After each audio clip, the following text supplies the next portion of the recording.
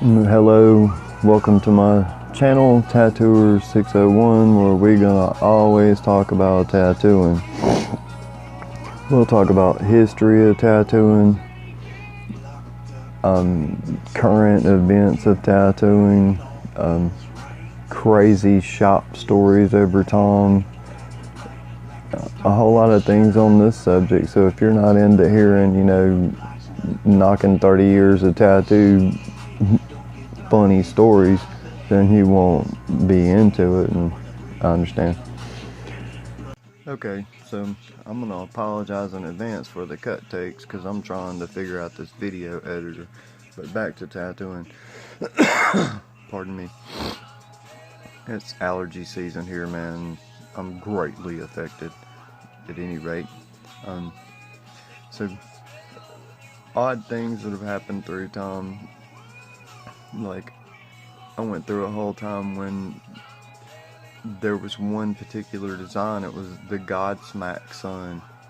I did the Godsmack sun so many times on one Saturday that I honestly looked at the dude that was running the counter and I'm like, I can't figure another way to do it. Like, if I do a blue camouflage Godsmack sun, I will have done it every way I know how to do it. But these were common designs and they were easy for people to see, and the internet was very, very young and it was just easy to get, so people would do it. It was really a basic tribal sun, wasn't so much to it, but everybody thought they had a wonderful original idea. Whatever, and it was just a real common practice at that point. So I've never really been much for tattoos that people get that are duplicates of other people's stuff.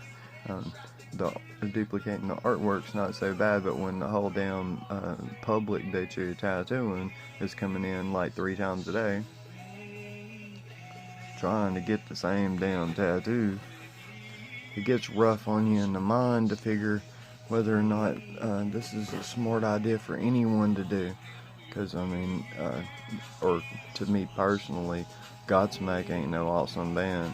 And then band tattoos are fleeting. Like, I don't got no band tattoos. I've been getting tattooed since I was like, 8, 9 years old, stick pin, 13 to 14 with a machine, then on up through 20s, 30s, so anyway, so I only got so much respect for that. Excuse me. So, another tattoo that was pretty dang common, and it was just because it was rapidly seen, like it was well promoted product back in this time, and that was a energy drink that was called Sobe. Had this little bitty gecko on it. I did that darn gecko so many darn times, man, and everybody thought that it was such an original idea. And man, every time I was just like, I'd try to talk them out of it. I always will. I'll always try to talk people out of stuff that's like too much like somebody else or something. I don't know. But everybody thought it was the same. So for me, when you got 6 guys in one room and 3 girls and they all got the same damn tattoo just because there's a new energy drink on the market, then if you're in the business I was in, you're just trying not to laugh or sideways piss on the person's idea because the idea is a bad one, obviously, because this many damn people have the tattoo. And I don't know, so I always am quick to try to get somebody to think up something that's just for them, and that way you can it'll be just your tattoo, man. And to me that's what tattooing's about. Getting the same thing another man has, so on and so forth, or another woman has. It's hard to fathom how that's personal to you. It's an energy drink. It's a band. You gotta use your mind.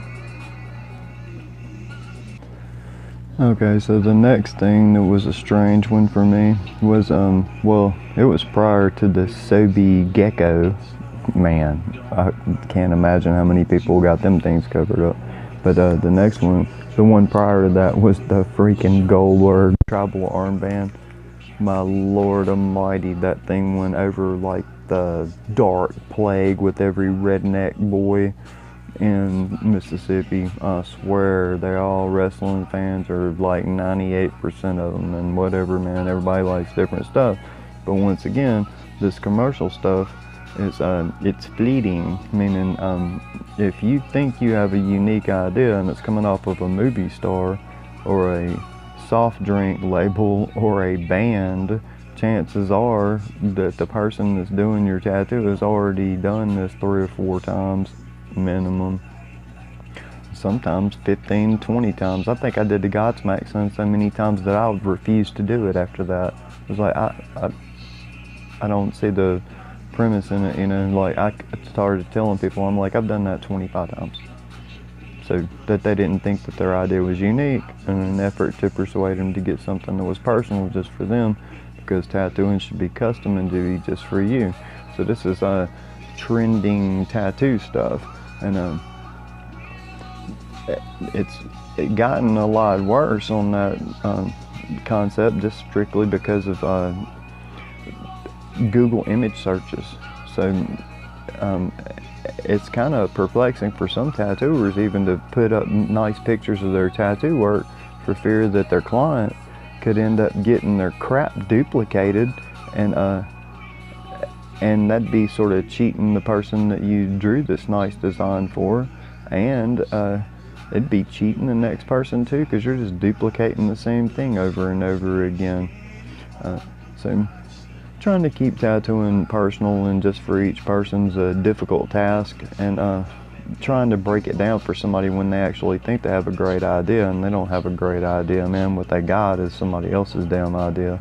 It's a letdown for them, and it's really, really hard to break that down and explain. You know, you learn to be diplomatic about how you talk to people about their crafty little idea, but actually when it comes off of a CD case, an energy drink, a wrestler's arm, you know, all these things, you know, then it's fleeting.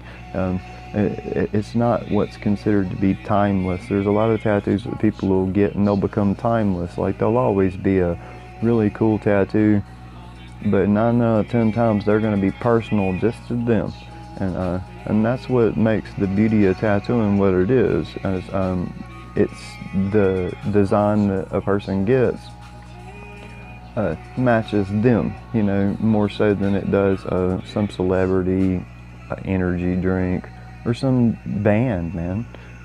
So that's a tough pill for people to swallow, but I'm quick to whoop that pill out and give it to them, you know, because I'd rather do that than just continue to do the same repetitious stuff and feel as though I'm doing the person that I'm tattooing an injustice, because that's just bad on you as a, it's irresponsible as a tattooer, in my opinion.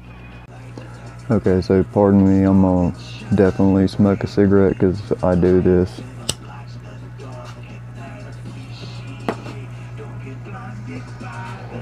Okay, so the idea here is to have an original design, and it'll be more timeless for you.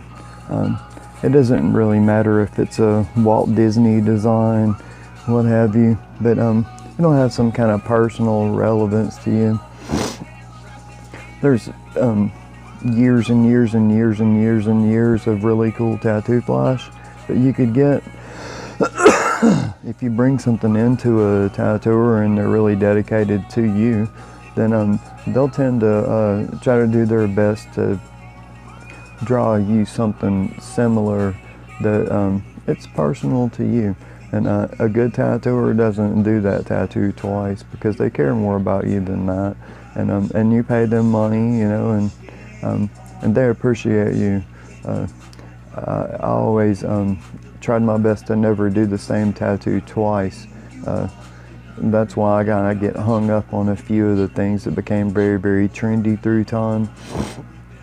But in the long run, it's what's best, because no one feels very unique when they see 6 other people with their tattoo.